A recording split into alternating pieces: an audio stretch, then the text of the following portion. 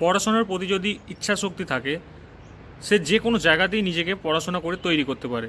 এটা নির্ভর করে না যে সে কোনো ভালো ইউনিভার্সিটিতে পড়ছে, নাকি সরকারি স্কুলে পড়ছে, নাকি ভালো একটা পাবলিক স্কুলে পড়ছে। তো এটা হয়তো তোমরা মানো, তো একদম ভুল। তোমাদের ভুল শেখানো হয়েছে, ভুল মোটিভেশন দেওয়া হয়েছে।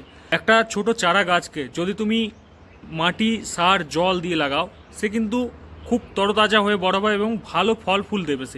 সেই রকমই একটাকে যদি বিনা জলে তুমি লাগিয়ে দাও অন্য জায়গায়, সে কিন্তু বহুত কষ্ট করে জল জোগাড় করে সে কিন্তু সমসাময়িক তার বরাবর করতে পারবে না। চারাকে তুমি যদি অন্য কোনো জায়গায় লাগিয়ে দাও, সিমেন্টের মধ্যে বা পাথরের মধ্যে, সে কিন্তু ধীরে ধীরে বড় হতে হতে মারা যাবে। আমাদের লাইফটাও ঠিক এরকম, বেস্ট গাইডেন্স দরকার, বেস্ট স্কুল দরকার, তবেই কিন্তু সে ভালো রকমভাবে তৈরি হবে।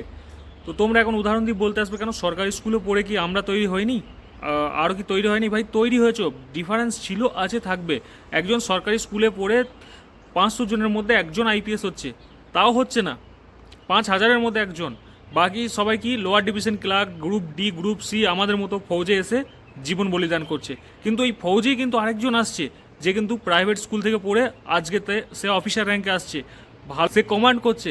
তার ব্যাকগ্রাউন্ড খুঁজে দেখো, সে কিন্তু কখনো এই সরকারি স্কুলে পড়ে নেই। হ্যাঁ, পার্থক্য ছিল, আছে, থাকবে। তাই নিজের বাচ্চাকে চেষ্টা করো বেস্ট স্কুলে পড়ানো, বেস্ট গাইডেন্স দেওয়া, বেস্ট টিচার প্রোভাইড করা।